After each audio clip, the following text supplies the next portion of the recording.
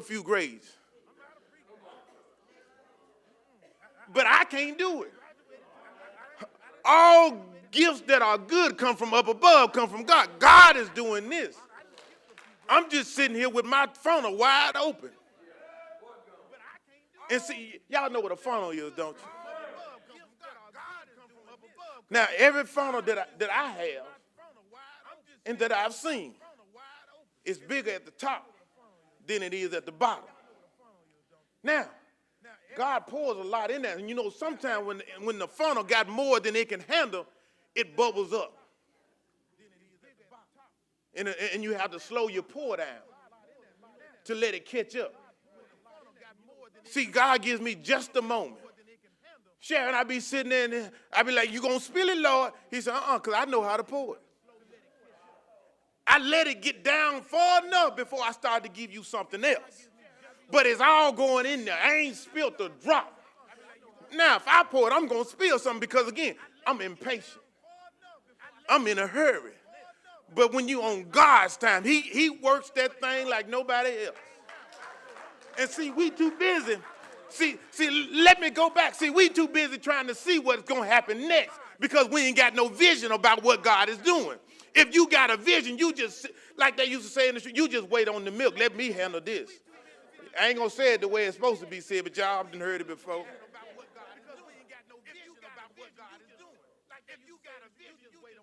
If you cry out, he will hear you. We going around here like we untouchable. Oh, Lord know where I'm at. He know my heart. He do. And he know your heart ain't right. So quit trying to serve God with your heart, because it ain't right. I was at a gathering yesterday. We was sitting around talking. And this is my testimony. I'm done with the message. Let God give me something else. We was sitting around and they was smoking and drinking and didn't bother me. I had my Dr. Pepper in a cup. So when they take a sip, I take a sip. I'm still part of the group. I just ain't got the same thing y'all got. So when we sitting there, we begin to have discussions about various things. And again, like I say, he made me a preacher. So we started out, Corey started talking. But next thing I know, preacher Corey was talking. And I did not have any intimidation about using the word God, Bible, church, love, powerful, able. And they like, hold on. Tomorrow is Sunday. I said, but the God I serve shows up when he get ready. So because this ain't the proper setting that you would desire to be church, church is not a building. And we were talking, and again, you know, when people start high-fiving you and you know, these, y'all excuse me, but these were hood folks. These wasn't the dignified colored people. These was the ones that, you know, don't care about nothing but a blunt and a sack. That's where I was yesterday. And they started, well, now hold on. Not the one who always telling jokes and doing spiteful things. You know, when I say spiteful, not spiteful, but, you know, I'm a prankster. So I'm always pulling pranks on them. And they're like, hold on.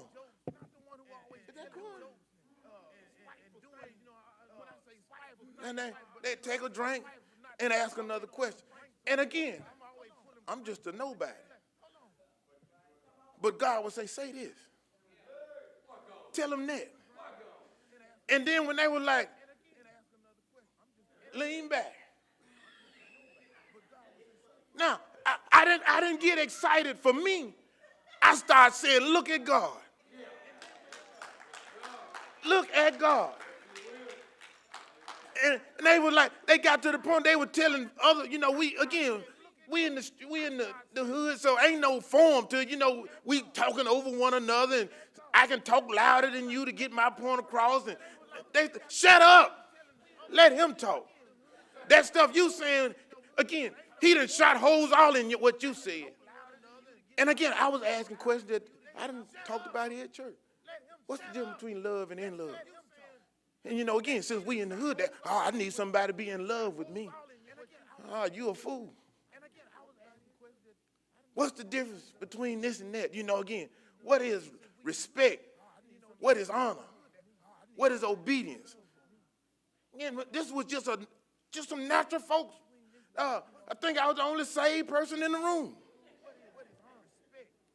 But when they got to say, we're going to have to come visit.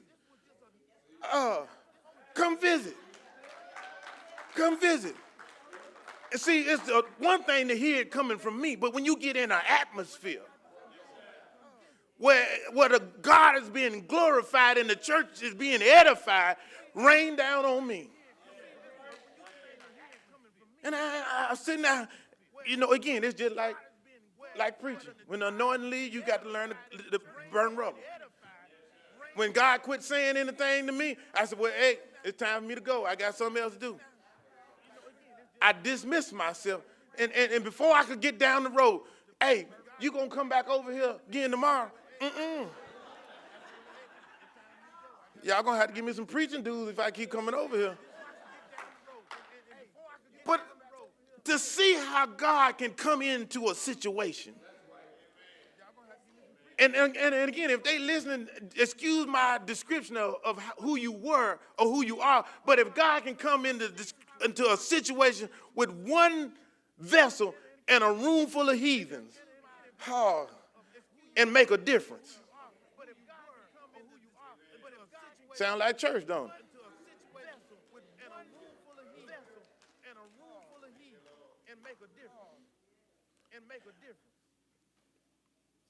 If you cry out to God, he will hear you. There's a song, you know, I don't know all the words, I just remember hooks. But the song that is somewhere down in the valley, trying to call home. You got to cry out if you down in a valley. Again, if you down beneath, you trying to get your voice up here. Thank you. Thank you, ain't gonna get it. You got to strain some stuff. You got to let a little spit come out your mouth. You got to aggravate your tonsils and your loins. You know, again, God forbid this happen, but I just got to use something. Christy Carthen here right now. Steve out on the road, as far as I know. He on the road. But let she get a call. There's been an unfortunate incident, and we need you to get here. That ain't going to be the Christy that y'all know. Oh, she going to move with a quickness, but she going to move. Lord, and then when she getting that green Genesis, she got some words for the Lord. Lord, I don't know what it is, but I need you to protect me, protect him, and make this situation. She going to begin to cry out. When I had to go see my own mother, I didn't just talk to the Lord. Father God. No, I cried out. Because again, if you need something, you can't sit there and be dignified in your need. Now, he here, I ain't seen him in a while, so I'm going to mail him for just a moment. Coach Ed, when you need a certain performance out of a player, you don't say, I need you to do this, that. You holler at them, don't you? You let them know. I mean, you need to hold him. Guard him. Shoot it. Now, it's amazing. We can go to a concert. Y'all know most of y'all finna be victims. I'm finna step on some toes right here. We can go to a comedy show. We can go all these places and participate in the manner that we should. We was laughing, giggling, and when nobody laughing, y'all would say, But then you come to church, now you dignified. When you had a chance to cut the monkey, you want to. Boy. Now, Bartimaeus ain't the only person that ever cried out to God. The Bible is full of scenarios where people cried out.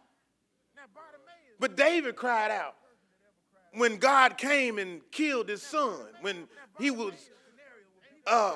creeping downstairs or next door and killed her husband, and God punished him. But he didn't want to be punished no more. He asked God, he cried out, forgive me. He said, create in me a clean heart and renew within me a right spirit. He cried out. Jonah, when he was in the belly of the fish, he cried out. He didn't want to be in there no more. And if you inside, again, imagine yourself inside the belly of a fish. Who gonna hear you? Nobody but God. But you got to cry out. Peter, when he said, Lord, allow me to come to you. Come on. Step one, he was good. But then when he started to sink, he cried out. Now, you notice the word cry is in front of it.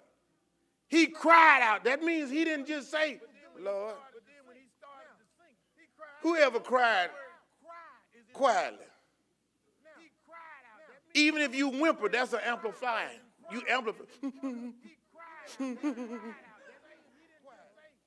But when I used to get a whooping, hey! Shut up before I give you something to cry for. What's worse than this? Your arm gonna get bigger? What's gonna happen?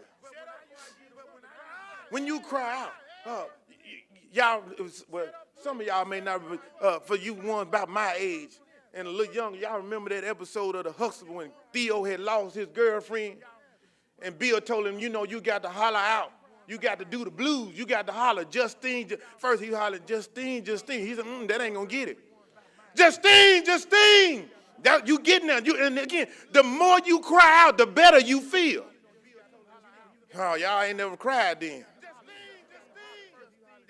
But see, when you cry out, you crying out to God. You crying out to how many? I dare you to try it right now if you want to. I'll pause for me. I dare you to say Jesus' name 5 times and still feel the same at the end of 5. Because that name has power. That name has honor and respect on it. You can't just keep saying something of that value and it not affect you. Y'all remember the movie Candyman? You say Candyman in the mirror, see won't Candyman show up. But you keep on calling on Jesus. You keep crying out on the Lord. He going to hear you and he going to show up. But what you going to do when he show up?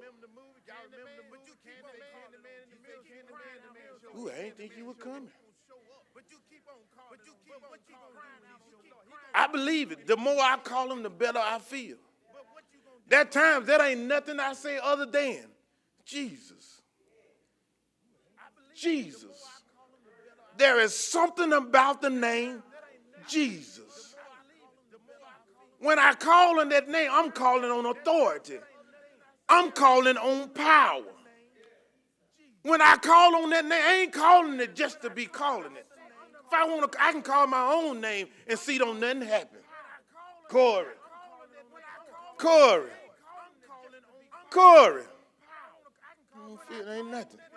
But when I call on Jesus, see, because when I call on, see, I don't know how y'all mind work, but when I repeat something, I begin to think upon what I'm calling. I can call my mom. Mama. Now I'm thinking, what is mama to me? What's making me call mama? You know, if you hurting, you know, there been some times when you didn't want daddy, you want mama. Mama. I'm going to share this parable with you. I think I'm going to take my seat. But yesterday when I was in the hood, the girl, see, we was over there. We were doing some hood stuff. She was locking up somebody's hair, or twisting, whatever you want to call it. She was doing it. And she caught a cramp in her hand. She couldn't separate her thumb from her hand. Now, I know what to do for a cramp. There were 2 people before she got to her mama. I said, come here, I'll help you. She passed up everybody to get to her mama. Now, She thought she had done a good thing, but because I was in the teaching mode, I said, see, that's the way we do God. We pass up the help trying to get to the help we want. But the help that you can use is right there. So instead of getting the help, while we passing up the help that's there, we're still suffering trying to get to the help that we're comfortable with. And then we wonder why God ain't showing up.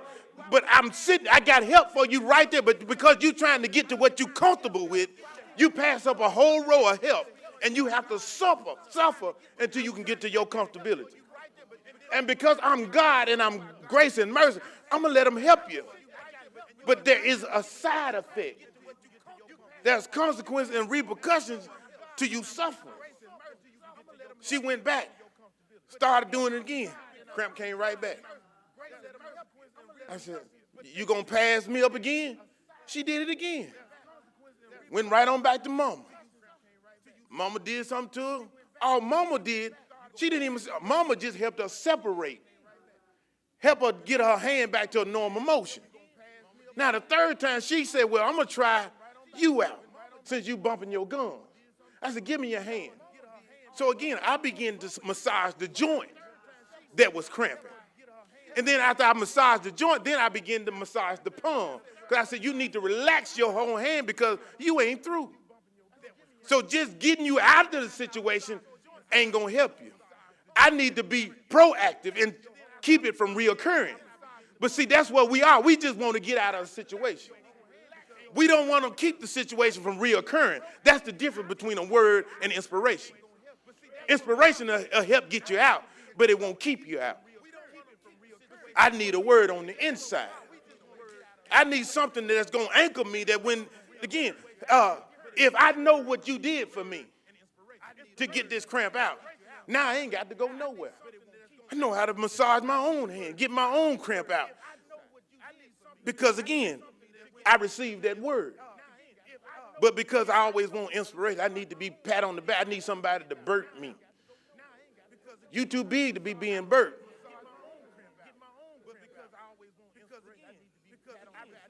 Throwing a rag over my shoulder, putting your big self up here, patting you in the back. Come on. Come on. Mama got to cook some more beans and stuff. Come on, burp. Oh, that was good. You a big boy. Look at you, big boy.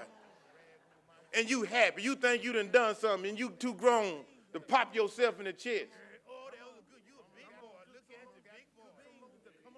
If you cry out, he will hear. The only way you can cry out is with the fruit of your lips. You too proud, too ashamed to open up and cry out, then get ready to experience a life of suffering. Things you don't have to endure, if you cry out, won't last. As the song say, trouble don't last always. Oh, but trouble coming. But when you cry out, you're crying out for help. Shonda, you ever get help without asking for it? It'll come if God sends somebody. But if you sitting there right now, if you was sitting there uncomfortable, why wouldn't you tell your mom and she right in front of you? That's what we do. I'm going to sit here and look dignified, and every pain, every joint in my body hurting. But because I'm at church, I ain't supposed to feel no pain. I ain't supposed to have no problem while I'm at church. Devil is a lie. I done came to church feeling fine and left here with some issues. And you know what? Because I never said nothing, I never got no help. But I done learned out. Sharon, I snitch. I cry out. Lord, I told them. The way you told me to tell them. They didn't do it. Have mercy on them. See, Auntie, before I had 1 year under my belt, I wasn't asking for nobody mercy. Get them, Lord. Have mercy on them. Get them. But now that I've grown, I've learned, I've matured some, I can ask that God have mercy on you. 'Cause I want to see you do better. But when I was just that little snotty old kid just running around here, little Roscoe, oh, I want to get him. I couldn't wait to see some harm come to you. I couldn't wait to see you fall. Lord said, now, that ain't love. They don't love me. I don't love them ninjas. But I've learned God is love. And if I want to receive love, I got to give love. So I ain't going to curse you no more. I'm just going to pray to God do you like he did Bartimaeus.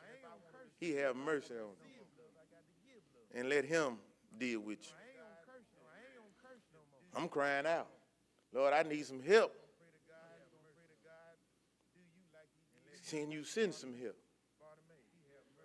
And because I believe, I know help is on the way. It may not come when I want it, but it's coming. And it's going to be right on time. Soon as you go to draw back and stab me in the back, he put his hand on your wrist. Loose that knife. I ain't seen nothing. I keep on going by my business. That's the God I serve. Doors of the church are open. Somebody may need to cry out today.